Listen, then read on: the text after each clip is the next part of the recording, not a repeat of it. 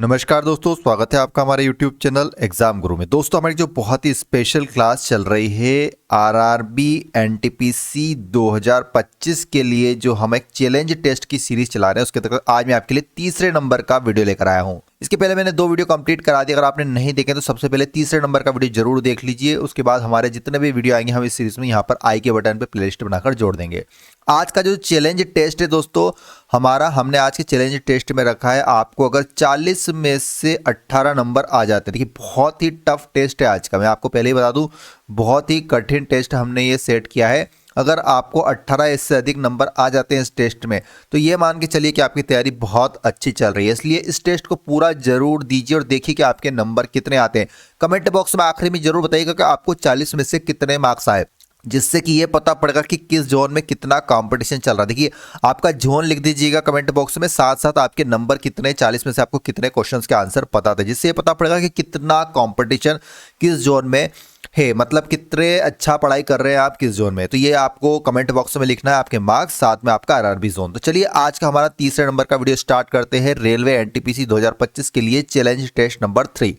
Video start करने से पहले प्लीज आपसे रिक्वेस्ट है कि वीडियो को प्लीज एक लाइक तो बनता ही है, साथ में जो नए बच्चा है चैनल को सब्सक्राइब करके बेल आइकन दबा लेना, जिससे आपको लेटेस्ट वीडियो की अपडेट मिलती रहेगी। और बहुत जल्दी 1 से 2 दिनों में करंट अफेयर्स का वीडियो स्टार्ट होने वाला है। मैं आपको बता दूं कि 3000 क्वेश्चंस लगभग तैयार हो गए करंट अफेयर्स के, 3000 एमसीक्यू जो मैं आपको प्रोवाइड करने वाला हूं पिछले 1.5 साल के, मतलब जनवरी 2024 से लगाकर, तो मैं आपको जब तक आपका अप्रैल मई 2025 तक जब भी आपका एग्जाम होगा तब तक का पूरा करंट अफेयर्स पूरा कंप्लीट करवा दूंगा, ठीक है ना। तो मतलब ये मान के चलिए कि पिछले 1.5 साल का करंट अफेयर्स कंप्लीट कराऊंगा, और जिसमें मैं 3000 क्वेश्चंस लेने वाला हूं। पूरा क्वेश्चंस कंप्लीट हो गए और हो सकता है कि 1 से 2 दिन में ये वीडियो आपको मिलना चालू हो जाए, ठीक है ना। तो आप हमारे चैनल से जुड़े रहिएगा, बहुत ही इंपॉर्टेंट ये सीरीज आने वाली करंट अफेयर्स, जो कि आपको सीधे 10 नंबर एग्जाम में बढ़वा देगी। 10 से 15 नंबर का करंट अफेयर्स एनटीपीसी में आने वाला है, ठीक है। तो ये जानकारी भी बहुत ही महत्वपूर्ण है। तो चलिए आज का हमारा चैलेंज टेस्ट नंबर 3 स्टार्ट करते हैं। सबसे पहला प्रश्न बताएंगे, फोटोग्राफी में फिक्सर के रूप में प्रयोग होता है। देखिए, कमेंट बॉक्स में हर क्वेश्चन का आंसर देने की कोशिश की। एक भी बच्चा ऐसा नहीं मिल रहा है जो कमेंट बॉक्स में सारे 40 के 40 क्वेश्चन के आंसर लिख दे। देखिए, नहीं पता है आपको तो आप फिर भी लिखिए। मैं हमेशा कहता हूं आपसे कि कमेंट बॉक्स को आप अपना नोटबुक, मतलब एक प्रकार से आपने कॉपी तो मेंटेन की नहीं होगी, आप कॉपी में नोट्स तो बनाते नहीं होंगे। अगर कॉपी में नोट्स नहीं बना रहे तो कमेंट बॉक्स को अपना नोट्स बना ले। कमेंट बॉक्स में आप हर क्वेश्चन का आंसर नोट करें। अगर आपको पता है तो अच्छी बात है, नहीं पता है तो भी जब मैं आंसर बता दूं तो उसको ऐसा कैसा लिख दीजिए, जिससे कि क्या होगा कि आपका एक कमेंट बॉक्स आपकी नोटबुक की तरह काम करेगा। कमेंट बॉक्स को अपनी कॉपी बना लीजिए, ठीक है ना। तो बताएंगे फोटोग्राफी में फिक्सर के रूप में क्या प्रयोग होता है। तो इसका राइट आंसर होगा दोस्तों option A, sodium thiosulphate. Photography में फिक्सर के रूप में सोडियम थायोसल्फेट का प्रयोग किया जाता है। लेकिन लिख लीजिए कमेंट बॉक्स में, ठीक है ना। 40 के 40 क्वेश्चन लिखना है आपको। 1 से 2 एक बच्चा ऐसा मिल जाए जो पूरे 40 क्वेश्चन का आंसर कमेंट बॉक्स में लिख दे, तो ये मानूंगा कि आप बहुत अच्छी पूरी मेहनत के साथ, बहुत ईमानदारी के साथ तैयारी कर रहे हैं। और मैं ये चाहूंगा कि जो बच्चा तैयारी की मतलब ईमानदारी के साथ कर रहा है उसका सिलेक्शन तो 100% हो। बताएंगे दूसरे नंबर का क्वेश्चन, मूक नायक का प्रकाशन मुंबई में किसने किया था। इंपॉर्टेंट क्वेश्चन रहेगा, मूक नायक का प्रकाशन मुंबई में किसने किया था। तो देखिए, ये किया गया था भीमराव अंबेडकर के द्वारा। किसके द्वारा किया गया था? भीमराव अंबेडकर। देखिए, भीमराव अंबेडकर के बारे में थोड़ी सी जानकारी बताता हूं कि इनका जन्म हुआ था 14 अप्रैल 1891 में हुआ था। 14 अप्रैल 1891 में इनका जन्म कहां पर हुआ था? मध्य प्रदेश में हुआ था दोस्तों। और आपको पता होगा कि संविधान के निर्माण में इनकी बहुत बड़ी भूमिका है। और एक और फैक्ट याद रखिएगा कि ये भारत के पहले कानून मंत्री भी रहे हैं, ठीक है ना। तो ये फैक्ट्स याद रखिएगा। कमेंट बॉक्स में लिख दीजिए मूक नायक इक्वल टू भीमराव अंबेडकर। देखिए, कमेंट बॉक्स को अपनी नोटबुक बनाइएगा सभी। मैं बार बार कह रहा हूं आपसे, आपको ये चीज बहुत काम आएगी। औरोरा बोरालिस को अन्य किस नाम से जाना जाता है। बताएंगे दोस्तों, औरोरा बोरालिस को अन्य किस नाम से जाना जाता है। देखिए, बहुत टफ क्वेश्चन लिया है मैंने आज के टेस्ट में, ठीक है ना, इसलिए जरूरी पूरा वीडियो जरूर देखिएगा। इसका राइट आंसर दोस्तों ऑप्शन ए, उत्तरी ध्रुवी ज्योति कहा जाता है औरोरा बोरालिस इसको। अब अगर बात आती है कि दक्षिणी ध्रुवी ज्योति किसको कहा जाता है, तो वो औरोरा ऑस्ट्रालिस को कहा जाता है। औरोरा ऑस्ट्रालिस अगर आए तो दक्षिण ध्रुवी ज्योति होती है, और औरोरा बोरालिस आए तो उत्तर ध्रुवी ज्योति होती है। तो ऑप्शन ए इसका राइट आंसर हो जाएगा, ठीक है ना, याद रखिएगा। चलिए अगला क्वेश्चन, नेक्स्ट क्वेश्चन स्क्रीन पर देखिएगा, मक्का किस कुल का है। कमेंट बॉक्स में लिखेंगे अगर आपको आंसर पता है, अगर नहीं पता है तो मेरे बताने के बाद आपको लिखना है। तो मक्का किस कुल का है? तो ये है दोस्तों आपका ग्रेमिनी कुल के अंतर्गत आता है। ग्रेमिनी के अंतर्गत और कौन कौन से आते हैं? तो गेहूं हो गया, मक्का, धान, गन्ना, बाजरा, घास, ये सभी ग्रेमिनी कुल के हैं। ठीक है ना, जितने भी मैंने आपको नाम बताए हैं, गेहूं, मक्का, धान, गन्ना, बाजरा और घास, तो option A is right answer. Gramineae कुल के अंतर्गत आता है मक्का। कमेंट बॉक्स में लिखिएगा, ठीक है ना। वीडियो पॉज करके लिखिए, लेकिन लिखिए जरूर। 40 के 40 प्रश्न, 1-2 बच्चे ऐसे चाहिए मुझे जो अच्छी पूरी मेहनत और ईमानदारी के साथ तैयारी कर रहे हैं। आखिरी में ये भी जरूर हम काउंट करेंगे कि 40 में से आपको कितने मार्क्स आए, इसलिए मैं बार बार लिखवा रहा हूँ। ठीक है, बताएंगे निकिल और लोहा पृथ्वी के किस हिस्से में मुख्यतः पाए जाते हैं? तो देखिए, जो निकिल और लोहा होता है दोस्तों, वो कहाँ पर पाया जाता है? पृथ्वी के कोर में। कहाँ पर पाया जाता है? पृथ्वी के कोर में। Option A is right answer. चलिए नेक्स्ट क्वेश्चन की ओर चलते हैं। अगला प्रश्न स्क्रीन पर देखिएगा दोस्तों। वल्लारपदम कंटेनर शिपमेंट टर्मिनल किस बंदरगाह का हिस्सा है? बताएंगे वल्लारपदम कंटेनर शिपमेंट टर्मिनल इनमें से किस बंदरगाह का हिस्सा है? तो इसका राइट आंसर दोस्तों कोच्चिन बंदरगाह का। किसका हिस्सा है? कोच्चिन बंदरगाह। कब खुला था ये बंदरगाह? तो 26 मई 1928 को खुला था ये बंदरगाह। ठीक है, option C is right answer. चलिए अगले प्रश्न की ओर चलते हैं। नेक्स्ट क्वेश्चन स्क्रीन पर देखिएगा। अटलांटिक चार्टर पर हस्ताक्षर करने वाले दो राजनीतिक इनमें से कौन थे? अटलांटिक चार्टर पर हस्ताक्षर करने वाले दो राजनीतिक, इसका सही उत्तर दोस्तों ऑप्शन ए रूजवेल्ट और चर्चिल। अटलांटिक चार्टर पर हस्ताक्षर करने वाले दो राजनीतिक कौन थे? रूजवेल्ट और चर्चिल थे। कमेंट बॉक्स में नोट करते चलिएगा, बार बार मैं याद नहीं दिलाऊंगा। ठीक है, चलिए अगला प्रश्न है। प्रसिद्ध हिल स्टेशन कोदई कनाल कहां पर स्थित है? कहां पर स्थित है? तो इसका राइट आंसर दोस्तों पलानी की पहाड़ियों में। पलानी पहाड़ियां केरल और तमिलनाडु में ऊंचाई पर स्थित है। इसका सबसे बड़ा ऊंचा स्थान दोस्तों समुद्र तल से 1800 से 2500 मीटर की ऊंचाई पर स्थित है। ठीक है ना, तो नोट कीजिए कमेंट बॉक्स में पलानी पहाड़ियां।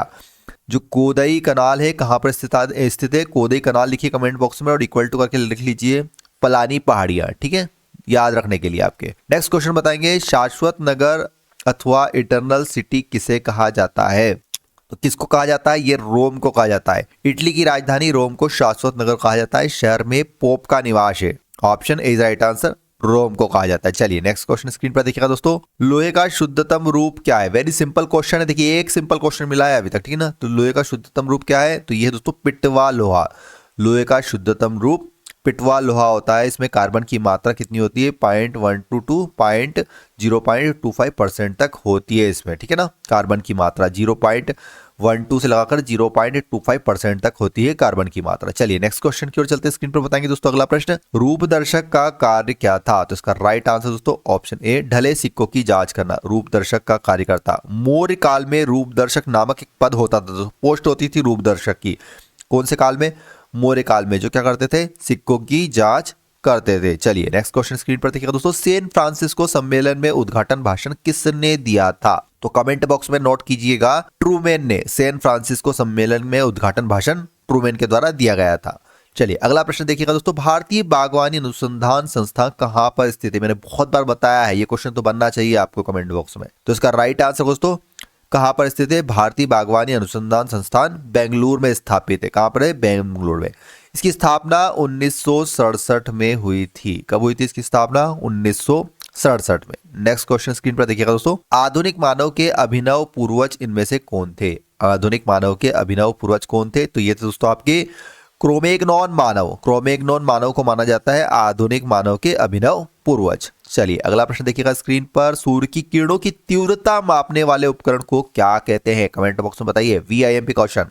सूर्य की किरणों की तीव्रता मापने वाले उपकरण को कहा जाता है दोस्तों एक्टियोमीटर। सूर्य की किरणों की तीव्रता मापने वाले उपकरण को एक्टियोमीटर कहा जाता है। Option C right answer. Note कीजिए कमेंट बॉक्स में। ठीक है, नेक्स्ट क्वेश्चन स्क्रीन पर देखिएगा। कीटों का मुख्य लक्षण क्या होता है? देखिए कीटों का मुख्य लक्षण क्या होता है? तो 3 जोड़ी टांगे। 3 जोड़ी टांगे होती है कीटों में। ठीक है ना, 3 जोड़ी टांगे होती है। Option B right answer. चलिए अगले प्रश्न की ओर चलते हैं दोस्तों। नेक्स्ट क्वेश्चन स्क्रीन पर देखिएगा। पंचम गणतंत्र का संविधान फ्रांस में कब लागू किया गया था?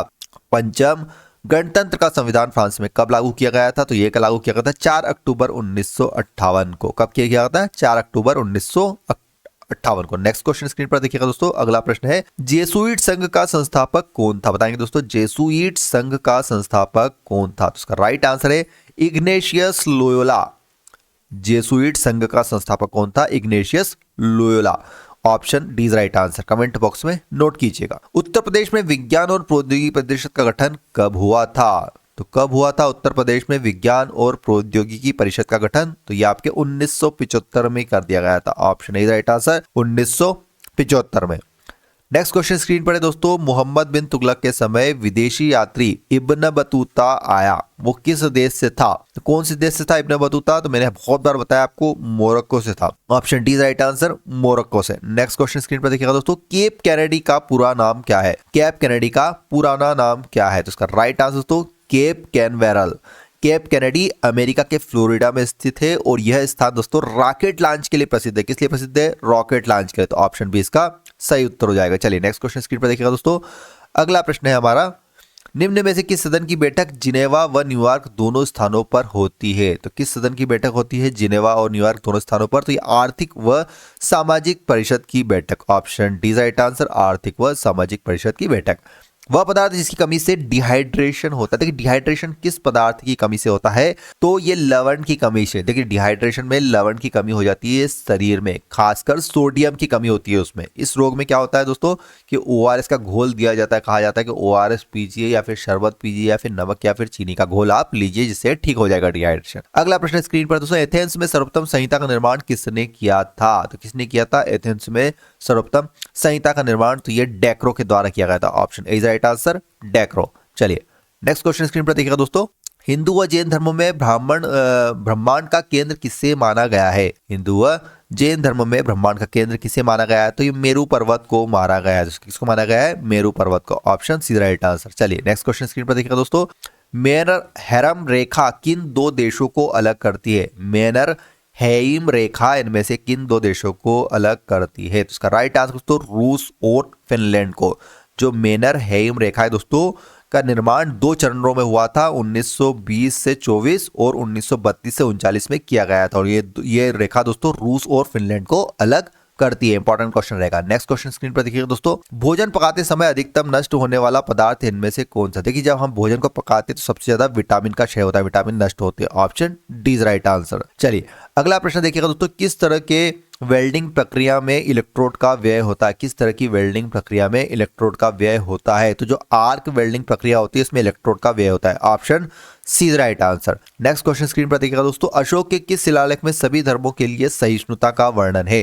तो जो अशोक का दोस्तों 12वां शिलालेख है उसके अंतर्गत वर्णन किया गया है, सभी धर्मों के लिए सहिष्णुता का वर्णन है। अगला प्रश्न है दोस्तों स्क्रीन पर देखिएगा, मनरेगा में सर्वाधिक महत्वपूर्ण भूमिका किसने निभाई? मनरेगा मतलब जो नरेगा है उसमें सर्वाधिक महत्वपूर्ण भूमिका किसने निभाई? तो जीन ड्रीजे। देखिए जीन ड्रीजे एक बेल्जियम में जन्मे भारतीय अर्थशास्त्री थे जिन्होंने नरेगा, जिसे हम वर्तमान में मनरेगा बोलते हैं, के विकास में महत्वपूर्ण भूमिका निभाई थी। ठीक है ना, ऑप्शन बी राइट आंसर।